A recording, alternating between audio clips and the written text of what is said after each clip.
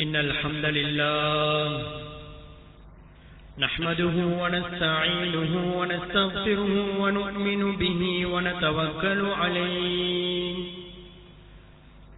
ونعوذ بالله من شرور أنفسنا ومن سيئات أعمالنا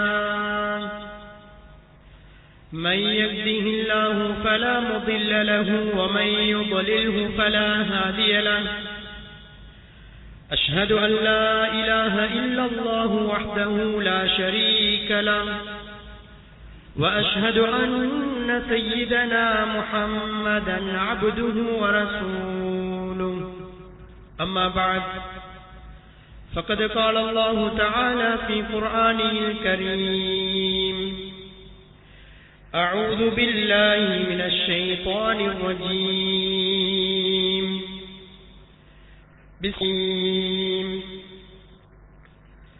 الذين ينفقون في السراء والضراء والكاظمين الغيظ والعافين عن الناس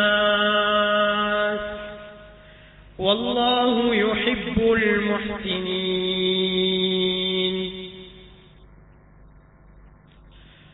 وقال النبي عليه الصلاة والسلام إنما بعثت لأتمم مكارم الأخلاق صدق رسول الله صلى الله عليه وسلم. விண்ணிலே விண்மீன்களையும் மண்ணிலே மனித கோடி ஜீவராசிகளையும் படைத்து பரிபாலிக்கக்கூடிய ஏகவல்லவன் அல்லாஹ்வு சுப்ஹானஹு வ தஆலாவுக்கே புகழ் அனைத்தும் உண்டாகட்டும். அவன் தனித்தவன், இணை துணை அற்றவன், அவனுக்கு நிகராக இந்த உலகிலே வணங்கப்படுவதற்கு சாட்சி கூறியவனாக சலாத் என்னும் கருணையும் சலாம் என்னும் இரேற்றமும் எம் உயிரிலும் மேலான முஹம்மதே முஸ்தபா அஹ்மதே கரீம் தாஜுல் மதீனா முஹம்மத் ஸல்லல்லாஹு அலைஹி வஸல்லம் அன்னவர்களின் மீது, அவர்களது வாழ்க்கை வழிமுறைகளை எடுத்து நடந்த உத்தம சஹாபாக்கள், தாபிஊன்கள், தபஅ தாபிஈன்கள், சாலிஹூன்கள், நல்லடியார்கள் அனைவர் மீதும் என்றென்றும் உண்டாவதாக. புனித ஜும்ஆவுடைய கடமையை நிறைவேற்றுவதற்காக அல்லாஹ்வுடைய இல்லத்திலே இஅ்திகாஃபுடைய நியத்தோடு அமர்ந்திருக்கக்கூடியவர்களே, இந்த உலகத்திலே வாழக்கூடிய சந்தர்ப்பத்திலே அல்லாஹு தஆலா எந்த விடயங்களை எல்லாம் எங்களுடைய வாழ்க்கையிலே எடுத்து நடக்க வேண்டும் என்று எங்களுக்கு ஏவி இருக்கின்றான், அப்படியான விடயங்கள் அனைத்தையும் எடுத்து நடந்து கொள்ளும்படியும், மேலும் இவைகளை விட்டும் தவிர்த்து கொள்ள வேண்டும் என்று அல்லாஹு தஆலா தடை கட்டளை விதித்திருக்கின்றானோ அப்படியான விடயங்களை விட்டு முற்றுமுக்கும் அப்பால் உங்கள் அனைவருக்கும் தக்வாவை கொண்டு வசியத்தும் நசீஹத்தும் செய்து கொள்கின்றேன். அல்ஹம்துலில்லாஹ். அன்புக்குரிய இஸ்லாமிய சகோதரர்களே, பெரியவர்களே, அல்லாஹு தஆலா எங்களுக்கு இந்த உலக வாழ்க்கையை நாளை நிரந்தரமான மறுமை வாழ்க்கைக்கு சம்பாதிப்பதற்காக ஏற்பாடு செய்து தந்திருக்கின்றார். இந்த உலகத்திலே அல்லாஹு தஆலா எங்களுக்கு தந்திருக்கக்கூடிய ஒவ்வொரு வினாடிகளும் ஒவ்வொரு நிமிடங்களும் அவற்றை நாம் இந்த உலகத்திலே மிக பிரயோஜனமாக கழிக்க வேண்டியவர்களாக இருந்து கொண்டிருக்கிறோம். இப்போது நாம் ஹிஜ்ரி 1447வது ஆண்டு முஹர்ரமுடைய மாதத்தின் கடைசி தினத்திலே நாம் இருந்து கொண்டிருக்கிறோம். இன்று சஃபருடைய மாதத்துக்கான நாம் எங்களுடைய எல்லா விடயங்களிலும் ஒரு கணம் எங்களுடைய நேரத்தையும் காலத்தையும் நாட்களையும் வாரங்களையும் திரும்பி பார்ப்பது என் மீது அவசியமான ஒன்றாக இருந்து கொண்டிருக்கிறது. ஏனென்றால் எங்களுக்கு தந்திருக்கக்கூடிய தரப்பட்டிருக்கக்கூடிய காலங்கள், நேரங்கள், இவை ஒவ்வொன்றையும் பற்றியும் நாளைய கியாமத்துடைய நாளையிலே நாம் கேள்வி கணக்கு கேட்கப்பட இருக்கின்றோம். ஹலீஃபா உமர் இப்னுல் கத்தாப் ரலியல்லாஹு தஆலா அன்ஹு அவர்கள் அடிக்கடி ஞாபகம் செய்வார்கள், ஹாசிபு அன்ஃபுஸக்கும் கப்ல அன் துஹாசபு. நீங்கள் நாளைய கியாமத்துடைய நாளையிலே கேள்வி கணக்கு கேட்கப்படுவதற்கு முன்னால் உங்களை நீங்களே கேள்வி கேட்டுக் கொள்ளுங்கள் என்று அடிக்கடி ஞாபகம் செய்யக்கூடியவர்களாக இருப்பார்கள். இந்த உலகத்திலே அல்லாஹு தஆலா தந்திருக்கக்கூடிய எமக்கு தந்திருக்கக்கூடிய மார்க்கம் இதிலே எந்த விதமான விடயங்களும் சொல்லப்படாதது என்று சொல்வதற்கு எந்த ஒன்றும் இல்லை. அனைத்து விடயங்களும் எங்களுக்கு சொல்லப்பட்டிருக்கிறது. அல்-யௌம அக்மல்து லகும் தீனக்கும் வ அத்மம்து அலைக்கும் நிஅமதி வ ரதீது லகுமுல் இஸ்லாம தீனா. அல்லாஹு தஆலா அன்பு நபி ஸல்லல்லாஹு அலைஹி வஸல்லம் அவர்களுக்கு ஹஜ்ஜத்துல் வதாவிலே வைத்து இந்த வசனத்தை இறக்கி வைக்கின்றார். இன்றைய நாள் உங்களுக்கு மார்க்கம் பரிபூரணமாக்கப்பட்டு விட்டது, உங்களுக்கு அருட்கொடைகளை நாம் பரிபூரணமாக்கி விட்டோம். என்னிடத்திலே பொருந்திக் கொள்ளப்பட்ட ஒரு மார்க்கம் இருக்கும் என்றால் அது இஸ்லாம் மார்க்கம் என்பதை அல்லாஹு தஆலா தெளிவுபடுத்தி விட்டார். எங்களுடைய மார்க்கம் என்பது எல்லா கட்டங்களிலும் எங்களுக்கு தேவையானது.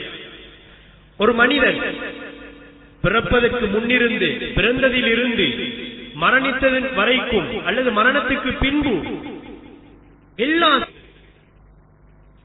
அல் குர்ஆனில் அல்லாஹு தஆலா சொல்லி காட்டுகின்றான், உதுஹுலு ஃபிஸ்ஸில்மி காஃபா, நீங்கள் மார்க்கத்திலே பரிபூரணமாக, இஸ்லாத்திலே பரிபூரணமாக நுழைந்து கொள்ளுங்கள் என்று சொல்கின்றான். எங்களுடைய உலக வாழ்க்கையிலே நாம் வாழக்கூடிய இந்த வாழ்வு உலமாக்கள் தெளிவுபடுத்துகின்றார்கள், கிட்டத்தட்ட 5 அடிப்படையான விடயங்கள். எங்களுடைய ஈமான், இபாதத், முஆமலாத், முஆஷராத், அஹ்லாக். இப்படியாக எங்களுடைய வாழ்க்கை இந்த 5 விடயங்களிலும் தான் அடங்கி இருக்கின்றது. அல்லாஹ்வுடனான தொடர்பு, அந்த ஈமான், அசைக்க முடியாத இறை நம்பிக்கை எங்களுடைய வாழ்க்கையில் இருந்து கொண்டிருக்க வேண்டும்.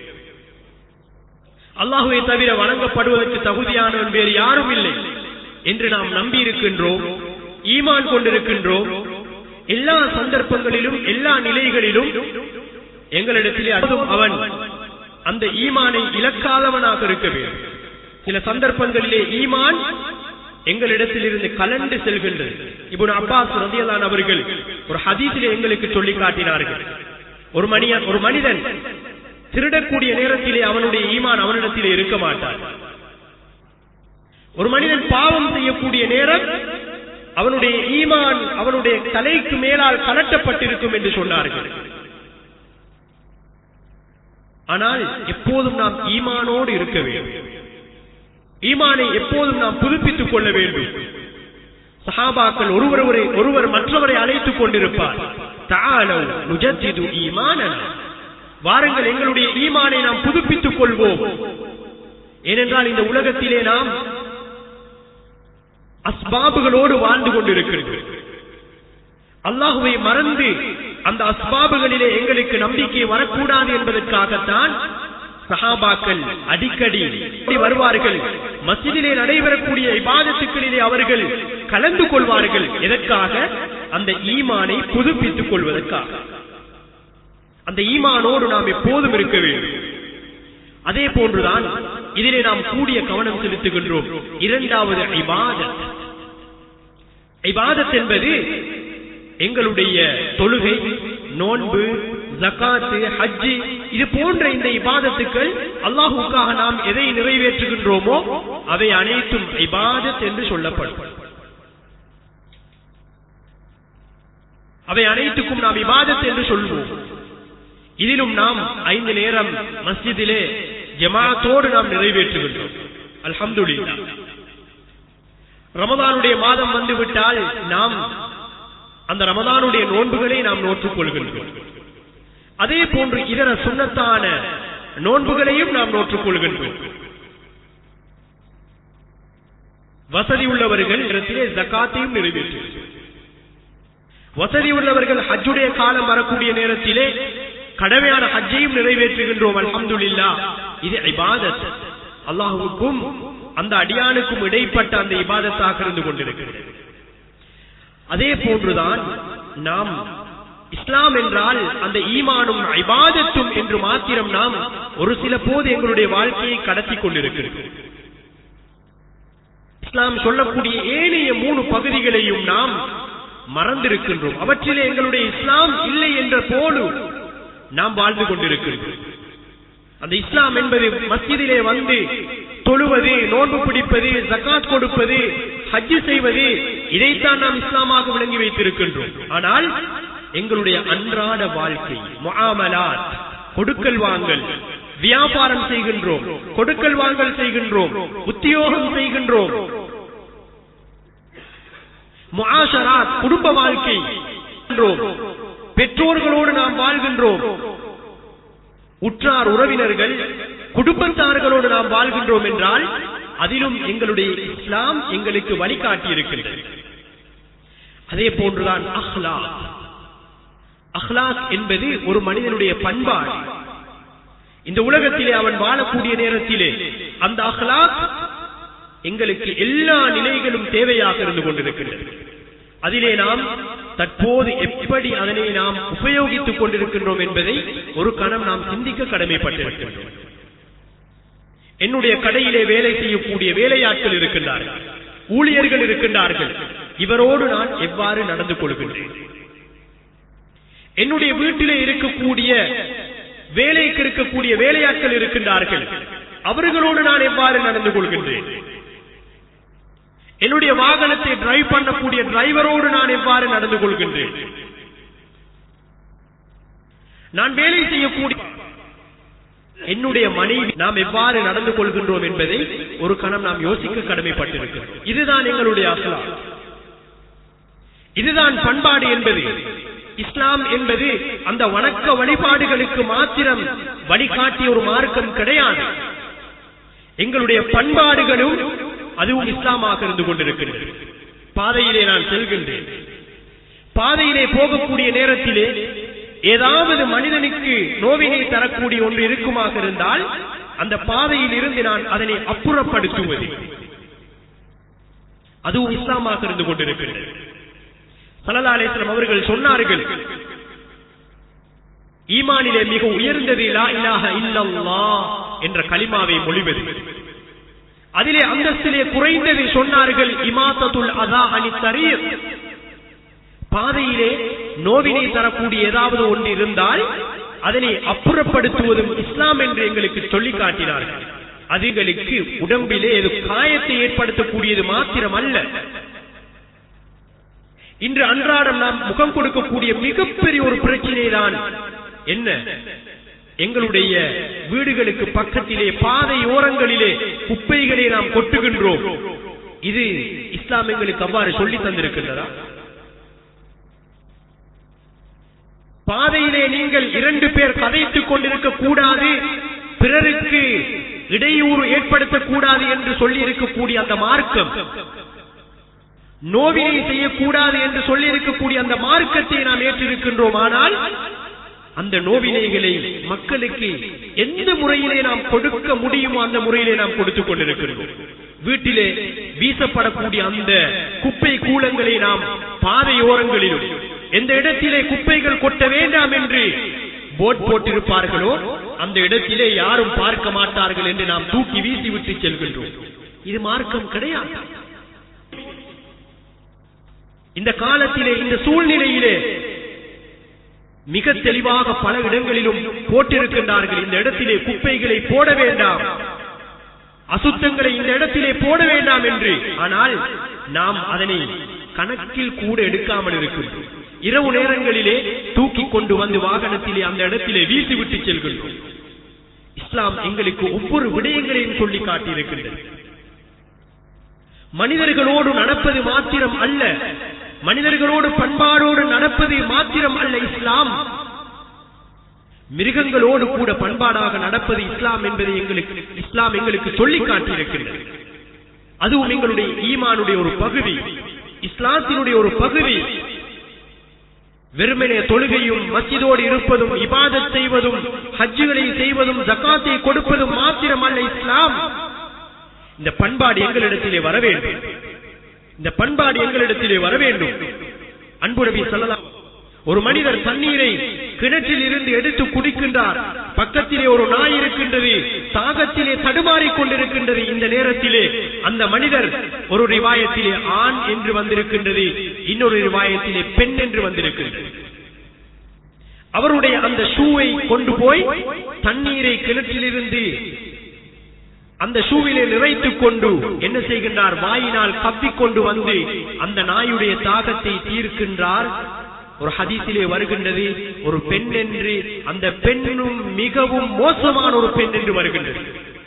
அல்லாஹு தஆலா அந்த அமலை ஏற்றுக்கொண்டு சுவர்க்கத்துக்கு அந்த பெண்ணை அந்த ஆணை அல்லாஹ் அனுப்புகின்றான் என்று அன்பு நபி ஸல்லல்லாஹு அலைஹி வஸல்லம் அவர்கள் சொல்லித் தருகின்றார். என்றால் இது மிருகங்களோடு நடப்பதும் இஸ்லாம், பண்பாட்டுடன் நடப்பது இஸ்லாம். ஒரு நாயை காண முடியாது, கல்லெடுத்து நாம் எரிந்து அடிக்கின்றோம். அன்புக்குரிய இஸ்லாமிய சகோதரர்களே, பெரியவர்களே, இஸ்லாமிய அன்பு நபி ஸல்லல்லாஹு அலைஹி வஸல்லம் அவர்களோடு 10 வருடங்கள் இருந்தவர்கள் தான் அனஸ் இப்னு மாலிக் ரலியல்லாஹு அன்ஹு அவர்கள். ஆனால் அவர்களிடத்திலே பணிபுரிந்தார்கள், ஹாதிமாக இருந்தார்கள், வேலை செய்தார்கள். ஒரு நாளும் அவர்களோடு கடிந்து கொள்ளவில்லை, ஒரு நாளும் அவர்களுக்கு ஏசியது கிடையாது.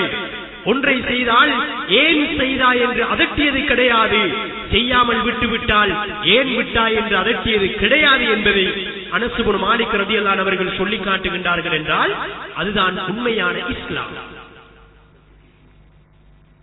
எங்களுடைய வாழ்க்கை எப்படி இருக்கின்றது? என்னுடைய கடையிலே வேலை செய்யக்கூடிய அந்த வேலையாளோடு எவ்வாறு நான் கடிந்து கொள்கின்றேன்? நேரத்துக்கு வரவில்லை என்றால், அல்லது நேரத்துக்கு வந்தால் ஒழுங்காக வேலை செய்யவில்லை என்றால் எப்படி நாம் கடிந்து கொள்கின்றோம்? இதனை இஸ்லாம் எங்களுக்கு இபாதத் என்பது 25% இருந்தால் மற்றைய 75% எங்களுக்கு பண்பாடு, அஹ்லாக், குட் மேனர்ஸ்.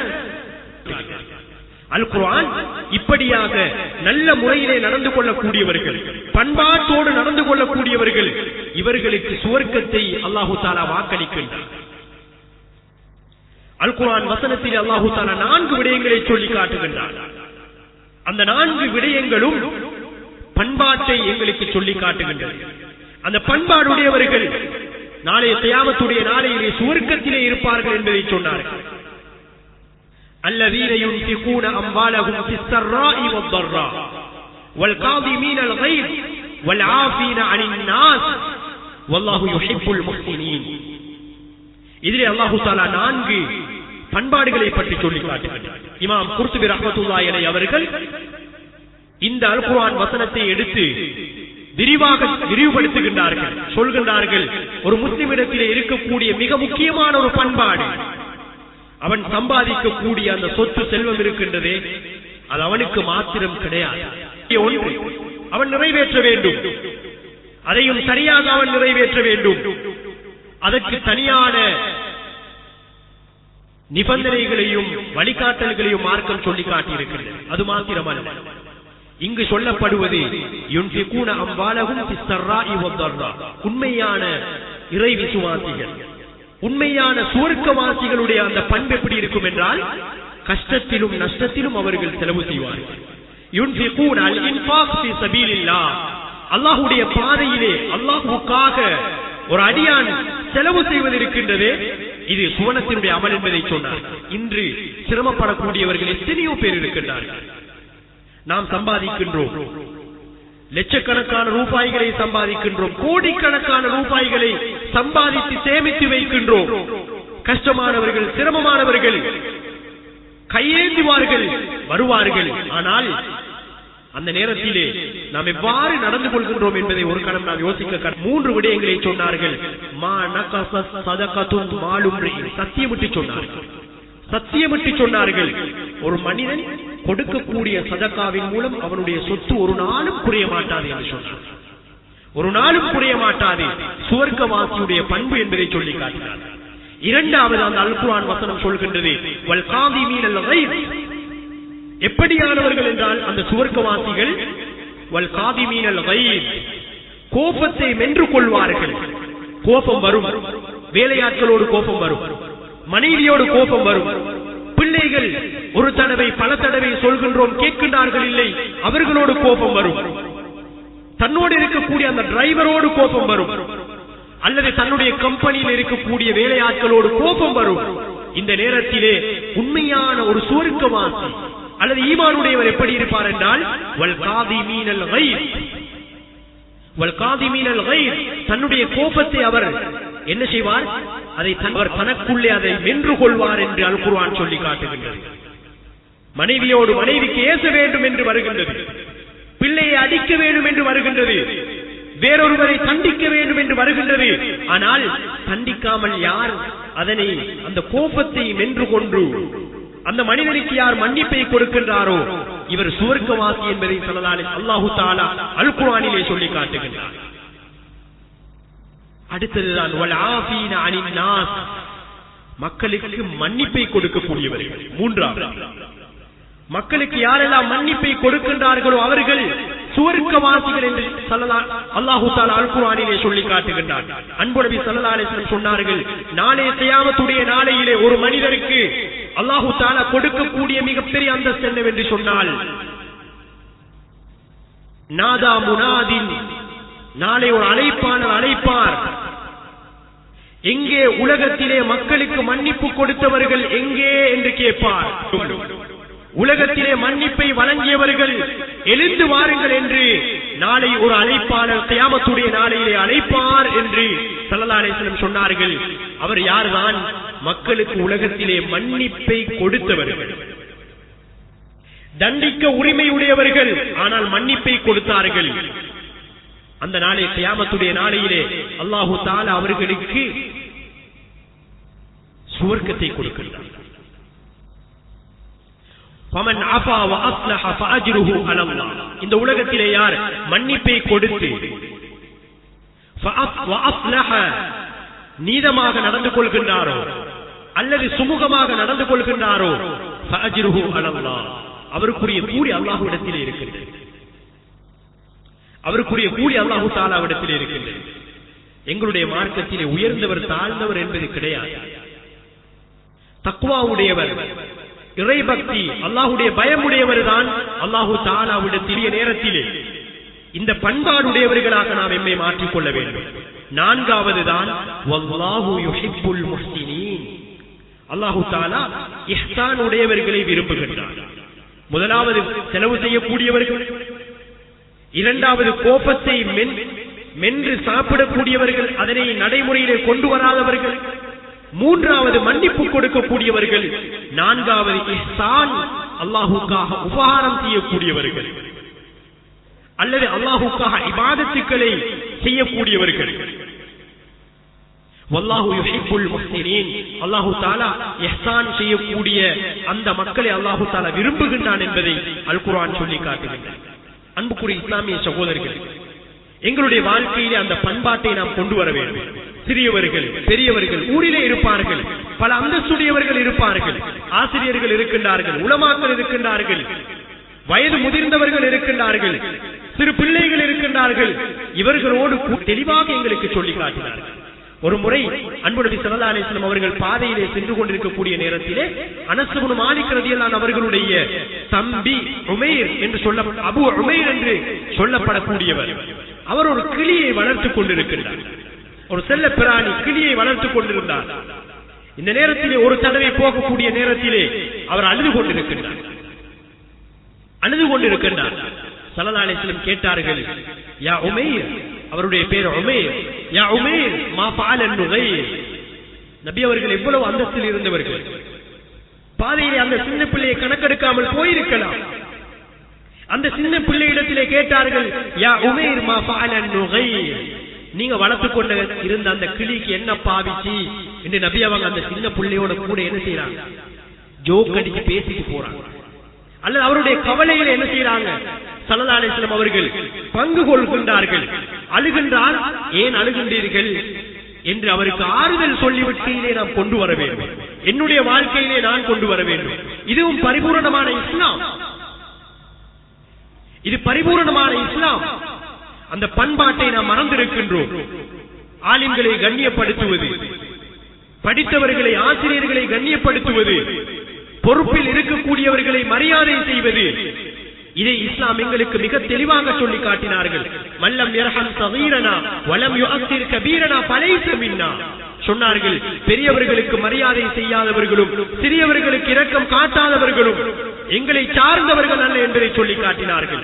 நாம் எப்படி எங்களுடைய பிள்ளைகளோடு சமூகத்திலே இருப்பவர்களோடு எப்படி நாம் நடக்கின்றோமோ நாளை எங்களுடைய பிள்ளைகள் எங்களுடைய சமூகம் அப்படித்தான் வரும் என்பதில் எந்த விதமான சந்தேகமும் கிடையாது.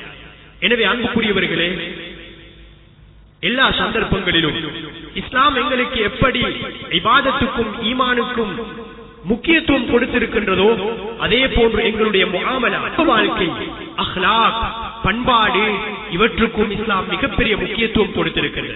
எனவே எங்களுடைய எல்லா சந்தர்ப்பங்களிலும் எல்லா நிலைகளிலும் நல்ல உயர் பண்புகளை வளர்த்து அந்த பண்பாடுடையவர்களாக வாழ்வதற்கு எல்லாம் வல்ல அல்லாஹு தஆலா நம் அனைவருக்கும் தௌஃபீக் செய்வானாக.